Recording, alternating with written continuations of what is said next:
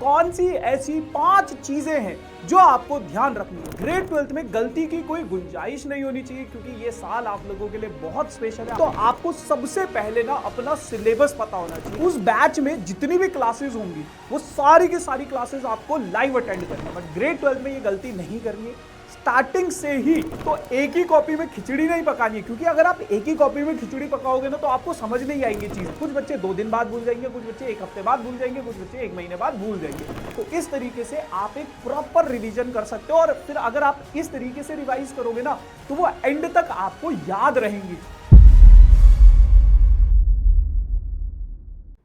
Hello, हाय, नमस्ते, आदाब, सत श्री अकाल, की हाल चाल, कैसे आप लोग। मैं कुलदीप भंडारी स्वागत करता हूं आपका नेक्स्ट टॉपर्स के इस अमेजिंग से प्लेटफॉर्म पे, जहां पे हम बनाते हैं देश का भविष्य। तो यार, आज के सेशन में हम लोग बात करने वाले हैं आपकी ग्रेड 12th की जो जर्नी स्टार्ट होने वाली है, उस जर्नी में कौन सी ऐसी 5 चीजें हैं जो आपको ध्यान रखनी है। देखो, ग्रेड 11th में हो सकता है आपने बहुत सारी गलतियां की हो, और अब आप लोग ग्रेड 12th में आ गए हो। तो ग्रेड 12th में गलती की कोई गुंजाइश नहीं होनी चाहिए, क्योंकि ये साल आप लोगों के लिए बहुत स्पेशल है। आप लोगों का बोर्ड्स ईयर है, इसके बेसिस पे आप लोग बहुत सारे कॉम्पिटिटिव एग्जाम्स भी लिखने वाले हो। तो मेक श्योर कि जो गलतियां या जो बातें मैं आज के इस सेशन में बताने वाला हूं आपको, वो आप लोगों को जरूर ध्यान रखनी है। तो चलिए फिर करते हैं आज के इस सेशन का शुरुआत बिना किसी देरी के साथ, है ना। तो सबसे पहला जो पॉइंट है जो मैं आप लोगों के साथ डिस्कस करना चाहता हूं, देखो, अब आप ग्रेड 12th में आ गए हो। ग्रेड 12th में आ गए हो तो आपको सबसे पहले ना अपना सिलेबस पता होना चाहिए कि आपके पास कितने चैप्टर्स है, कौन कौन से चैप्टर्स है और उनकी वेटेज क्या है। तो आपको क्या करना है, आपको ना बस एक पेज लेना है। उस पेज पे आपको सारे के सारे अपने चैप्टर्स लिख लेने हैं, सारे के सारे चैप्टर्स लिख लेने हैं। ये नहीं कि भैया मेरे दिमाग में है सारे चैप्टर, अच्छा ये चैप्टर्स है, नहीं।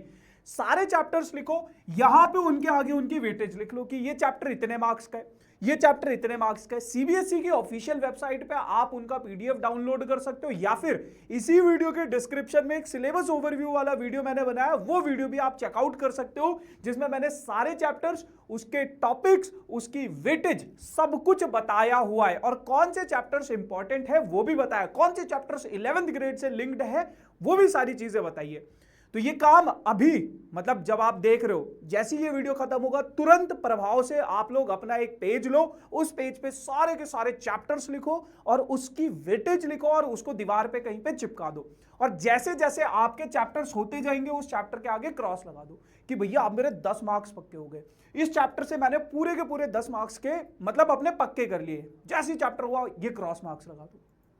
क्लियर है इतनी बात।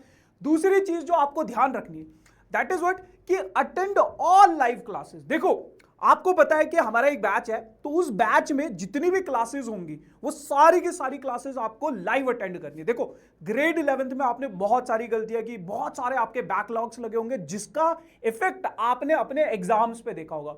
होता क्या है, हम एक एक दो बैकलॉग्स के चक्कर में ना क्या होता है, आगे बढ़ते जाते हैं और फिर हमारे बैकलॉग्स इतने सारे इकट्ठे हो जाते हैं कि उनको रिकवर करना बहुत ज्यादा मुश्किल होता है। बट ग्रेड 12th में ये गलती नहीं करनी है। स्टार्टिंग से ही हमें एक भी क्लास मिस नहीं करनी है, कोई भी क्लास मिस नहीं करनी है। क्योंकि अगर आप एक क्लास मिस कर दी, फिर दूसरी भी होगी, फिर तीसरी भी होगी, फिर उसको रिकवर करना बहुत ज्यादा दिक्कत होगा। और इसमें क्या होता है ना कि आपका जो आगे वाला जो लेक्चर होगा वो पीछे वाले लेक्चर से लिंक्ड होगा। तो अगर आपने ये नहीं पढ़ा होगा तो आगे कुछ समझ नहीं आएगा। तो मेक श्योर कि आपके जितने भी क्लासेस है वो सारी की सारी क्लासेस आपको अटेंड करनी है। क्लियर है इतनी बात। उसके बाद अगर मैं बात करूं, तीन कॉपीज आपको 3 अलग अलग चीजों के लिए बना देनी है। अब ये क्या है, देखो, जैसे अगर मैं बात करूं तो मैं आपको सबसे पहले क्लास के नोट्स दूंगा, है ना। क्लास में जो चीजें चल रही है, एक क्लास नोट्स की कॉपी अलग होनी चाहिए। दूसरा, आप लोगों को डीपीपी मिलेगी, यानी कि डेली प्रैक्टिस प्रश्न, है ना। इनको प्यार से डेली प्रैक्टिस प्रश्न बोलता हूं मैं। तो ये डीपीपी में आपके पास इस टॉपिक पे, देखो, एक चैप्टर मान लो मैट्रिसेस एंड डिटरमिनेंट्स, वो चैप्टर का मैंने पहला पार्ट कराया, ठीक है। उसका पहले पार्ट के आपने नोट्स बना लिए कॉपी में। अब उससे रिलेटेड मैं कुछ सवाल आपको होमवर्क के लिए दूंगा, वो सवाल आपको करने हैं उस कॉपी में, वो सवाल करने।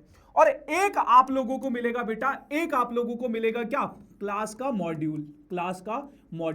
अब इस मॉड्यूल का एक बहुत प्यारा सा नाम होगा, जो मैं आपको क्लास में बताऊंगा, है ना, उस क्लास मॉड्यूल में क्या है, पूरा का पूरा चैप्टर, ये जो पूरा का पूरा चैप्टर मैं करवाऊंगा ना आपको, उस चैप्टर के क्वेश्चंस होंगे। तो फिर मैं क्लास में आपको बताऊंगा भी कि मान लो मैंने लेक्चर 1 में आपको कुछ टॉपिक्स करवाए, तो आपको उन क्वेश्चंस पे मैं मार्क करवा दूंगा कि यार ये क्वेश्चंस आप अपने मॉड्यूल से कर लेना। क्लियर है? तो एक ही कॉपी में खिचड़ी नहीं पकानी है, क्योंकि अगर आप एक ही कॉपी में खिचड़ी पकाओगे ना तो आपको समझ नहीं आएंगी चीजें कि कहां पे क्या थी क्या नहीं थी, है ना। 3 अलग अलग कॉपीज लगाओ और उनके ऊपर मतलब लिख दो कि ये मेरी डीपीपी की है, ये क्लास मॉड्यूल का है, या फिर ये क्लास नोट्स का है, और उन क्वेश्चन मतलब उस हिसाब से आप लोगों को अपनी प्रैक्टिस करनी है। क्लियर है इतनी चीज? ठीक है। आगे अगर मैं बात करूं तो आपको प्रॉपर रिवाइज भी करनी है चीजों को। अब प्रॉपर रिवीजन का क्या मतलब है? देखो बहुत सिंपल सी चीज है।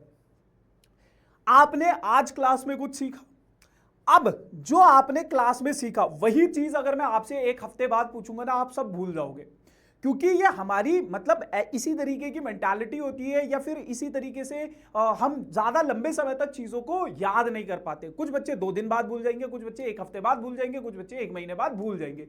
वो सारा का सारा हमें याद नहीं रहता है। अगर हमने 100% कुछ पढ़ा है तो उसका अगले दिन हमारे पास 80% रहेगा, उसके अगले दिन 60% हमारे दिमाग में बचेगा, और आते टाइम तक 20% हो जाएगा वो। तो आपको क्या करना है, जो भी हमने पढ़ा है, जो भी हमने आज क्लास में पढ़ा है, उसके बाद तुरंत बाद उसको रिवाइज कर लो। तुरंत बाद जितने क्वेश्चंस मैंने करवाए उन सभी क्वेश्चंस को आप लोग क्या कर लो, जैसी क्लास खत्म होगी उसके बाद आप लोग कर लो। फिर उसके बाद अगली क्लास स्टार्ट होने से पहले एक और बार आपको प्रैक्टिस करनी है। तो यानी कि आपकी 2 बारी प्रैक्टिस हो गई। कैसे? एक आपने क्लास खत्म होते ही प्रैक्टिस कर ली, एक अगली क्लास शुरू होने से पहले प्रैक्टिस कर ली। और हफ्ते में आप एक दिन, संडे मंडे जो भी आपको सूटेबल लगे, संडे कोशिश करना संडे को कर लो। उस संडे में आपने पूरे वीक में जो पढ़ा है, पूरे के पूरे हफ्ते में जो पढ़ा है, वो आप लोग क्या कर लो, उसको रिवाइज कर लो, वीकली रिवाइज कर लो, है ना। तो इस तरीके से आप एक प्रॉपर रिवीजन कर सकते हो। और फिर अगर आप इस तरीके से रिवाइज करोगे ना तो वो एंड तक आपको याद रहेंगी चीजें। तो ऐसे आपको चीजों को रिवाइज करना है। उसके बाद अगर मैं बात करूं, देखो रिवीजन हो गई, सारी चीजें हो गई। अब रिवीजन का एक बेस्ट तरीका और क्या होता है, दैट इज योर टेस्ट। और टेस्ट का एक और बहुत फायदेमंद चीज है, उससे आप अपनी परफॉर्मेंस को एनालाइज कर सकते हो। जब मैंने कोई चैप्टर करवाया उसके बाद आपके टाइम पे मैं टेस्ट लेता रहूंगा।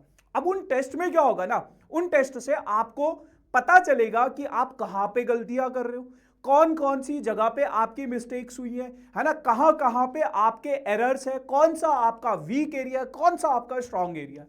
अब जो आपका वीक एरिया होगा ना, टेस्ट को ये नहीं अच्छा ये सर ने इतने मार्क्स दिए हो गया खत्म, नहीं।